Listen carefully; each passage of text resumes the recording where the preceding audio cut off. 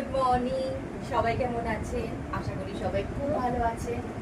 কালকে আমরা গিয়েছিলাম সন্ধ্যাবেলা একটু বেড়াতে, তো একটু বাইরে খাওয়া দাওয়া করে এসেছি। মা তো বাইরে যেতে পারবে না, তাই মায়ের জন্য আমি নিয়ে এসেছি ইডলি, তার সাথে তো সাম্বার আছে আর চাটনি আছে। মা, তোমার এই ইডলি কেমন লাগলো বলো? খুব ভালো লাগে। তুমি ইডলি কবে থেকে বলছিলে? পছন্দ করি।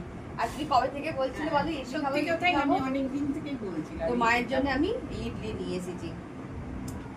খাইয়ে দেখো তো, মানে আমি এনেছি বলতে থেকে জানো তো, দুর্গাপুর এক্সপ্রেস আছে, এক্সপ্রেসের ধারই একদম তোমার ওই দুর্গাপুর এক্সপ্রেস ওয়ে যেটা হাইওয়ে যেটা, আচ্ছা, তোমার ওখানে হাইওয়ে মির্চি আছে, রেস্টুরেন্ট হাইওয়ে মির্চি, ওখানে পুরোটাই ভেজ সবকিছু, ঠিক আছে?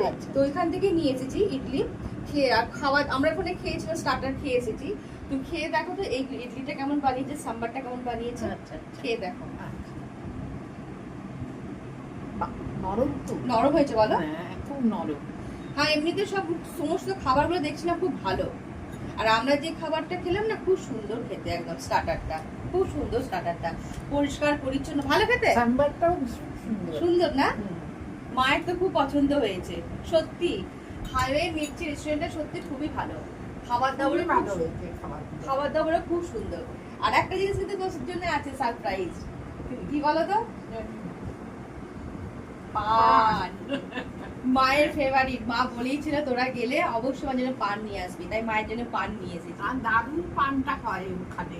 তাহলে তুমি ইডলি খেয়ে পানটা খেয়ে নেবে, এখানে রাখলাম, হ্যাঁ, একদম। তাহলে খাও। হ্যাঁ, টাটা বন্ধুরা। গরম রে, কি সুন্দর।